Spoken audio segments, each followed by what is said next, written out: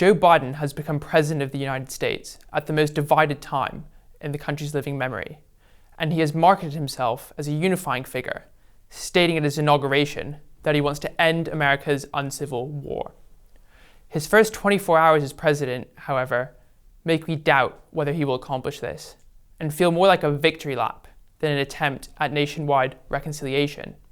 Biden signed a number of executive orders shortly after entering office, which indicate that his political worldview is firmly aligned with the progressive orthodoxies in regard to critical race theory, globalization, climate change, and immigration.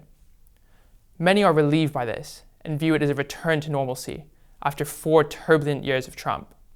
In the past days, there has been a collective sigh of relief from the liberal political and media classes who view Trump and Trumpism as anomalies in world history that surely will never be repeated again.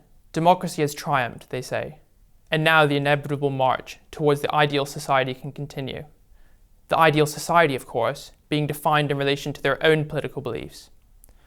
And anyone who opposes this march and these beliefs is not only wrong, but evil, for they stand in the way of utopia, and therefore they are worthy of scorn and derision. The problem with this progressive worldview is that it is exactly what got Trump elected in the first place.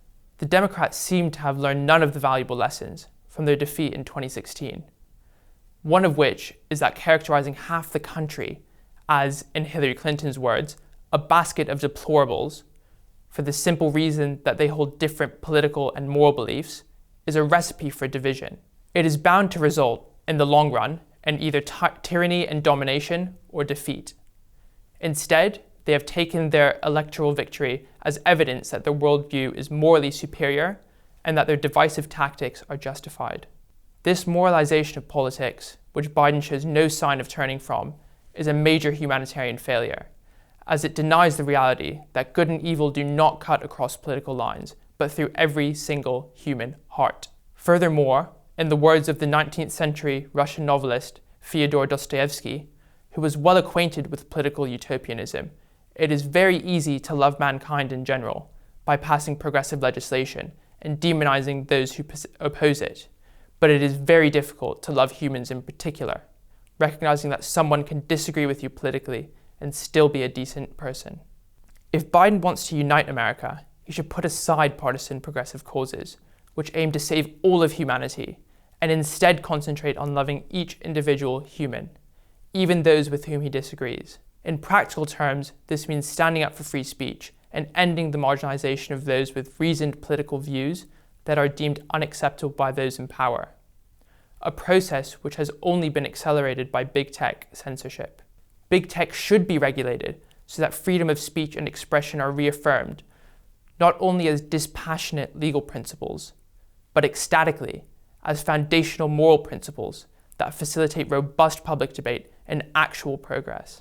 Additionally, Biden rightly denounced white supremacy in his inauguration speech. But he should go further and denounce all forms of identity politics on the left and right. Identity politics is always evil and bigoted, as it aims to judge people according to the groups they belong to, rather than by their essential individual characteristics. In the past 9 months, America has seen violent uprisings from both the far left and far right. If Biden doesn't put actual unity above the march towards progressive utopia, which history has shown can never be reached anyway, he will indeed end the uncivil war in America. But he may replace it with something far worse.